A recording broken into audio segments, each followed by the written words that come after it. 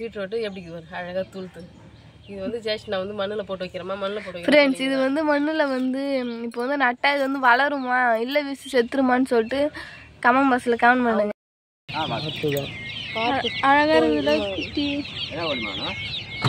Hi friends, நீங்கள் வந்து நம்ம என்னுடைய பார்க்க போகிற சொல்லிட்டு பார்த்தீங்கன்னா மடப்பட்டு சந்தை போய் காய்கறி வந்து அங்கே தான் வந்து கம்மியாக வந்து கிடைக்குன்னு சொல்லிட்டு அங்கே வாங்கலான்னு சொல்லி கிளம்பியாச்சு. ஆமாம் ஃப்ரெண்ட்ஸ், ரொம்ப நாளாக அது சந்தைக்கெலாம் போய் சந்தையெல்லாம் பார்த்து ஃப்ரெண்ட்ஸ் சுற்றி பார்த்துட்டு நமக்கு தேவையான பொருள் காய்கறிலாம் வாங்கி எடுத்துன்னு வரலாம்.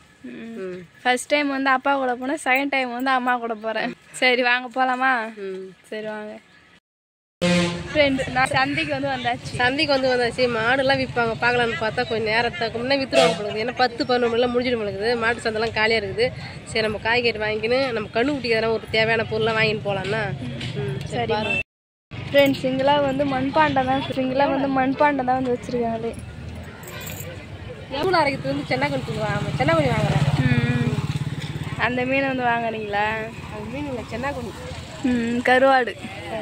சரிம்மா. ஃபர்ஸ்ட்டு வந்து சட்டி வாங்கணும்னு சொல்லிட்டு வாங்காமலே வந்து வந்துட்டீங்க. அழகாக இருந்ததுல குட்டி.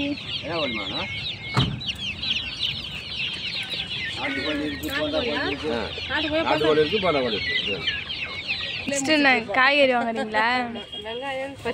வெங்காயம் கொத்தரங்காய் வாங்கிக்கிறேன், இதெல்லாம் வாங்கலாம். சரிம்மா.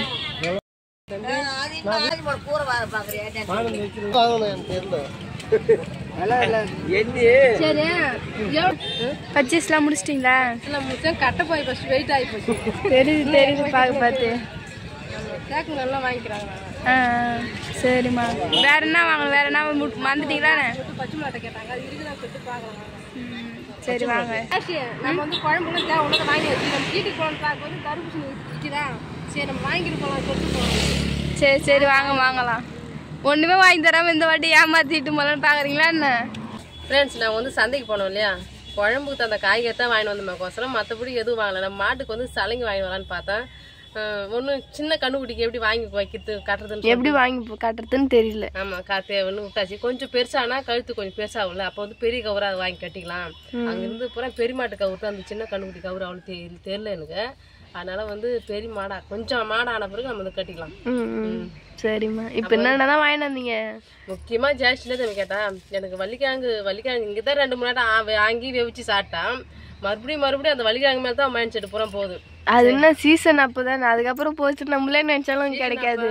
பெரும்பாயத்திங்க விற்குது, சிறுவள்ளிக்கிழங்கு கூட விற்குது, அதெல்லாம் விற்கும். அதெல்லாம் வாங்குறதுல இந்த வள்ளிக்கிழங்குல மட்டும் ஏன் உனக்கு சீசனுக்கு வாங்கணும்னு நினைக்கிறேன். அதெல்லாம் கண்ணிலே ஆப்பிட மாட்டேங்குது, இது கண்ணில் அப்பப்போ ஆட்டு போகுது, அதனால அது வாங்கிடுறேன். பச்சை மிளகாட்டை ஒரு பெரிய சின்ன பிடி வாங்கிக்கணும்.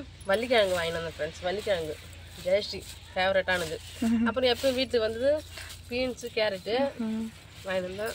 ஃப்ரெண்ட்ஸ் வந்த உடனே வந்து இதில் வந்து பச்சை மிளகா இருக்குது. ஏன்னா பச்சை மிளகா எங்களுக்கு ரொம்ப பிடிக்கும். கேட்டால் 20 ரூபா பச்சை மிளகா, 1/2 கிலோ கிட்ட இருக்கும். சந்தைக்கு ஆனால் காய்கறி வந்து ரொம்ப கம்மியாக விற்கிற மாதிரி தெரியுது ஃப்ரெண்ட்ஸ். நம்ம தெருவு மேலே வந்து வாங்குறதோட அங்கே போய் வாங்குறது ரொம்ப நமக்கு மனசுக்கு திருப்தியாக இருக்குது. நம்ம கட்ட போய் 200 ரூபாய்க்கு வாங்கினா போதும், கட்ட போய் ரொம்ப மிளகுது அந்த அளவுக்கு. எனக்கு ஏன் இந்த பச்சை மிளகா வாங்கினது, இது எங்களுக்கு ஃபேவரட்டான பச்சை மிளகா. 2 கீசி உப்பு வச்சு எண்ணெயில் நல்லா சூடுக்கு வறுத்து சாப்பிட்டா அவ்வளோ ஒரு டேஸ்ட்டாக இருக்கும். எங்களுக்கு எல்லாருமே பிடிக்கும். பச்சை மிளகா, இஞ்சி, ஊறுகாய் அரைக்கிறதுக்கோசமே நான் இந்த இஞ்சி வாங்கினேன் ஃப்ரெண்ட்ஸ். சரி.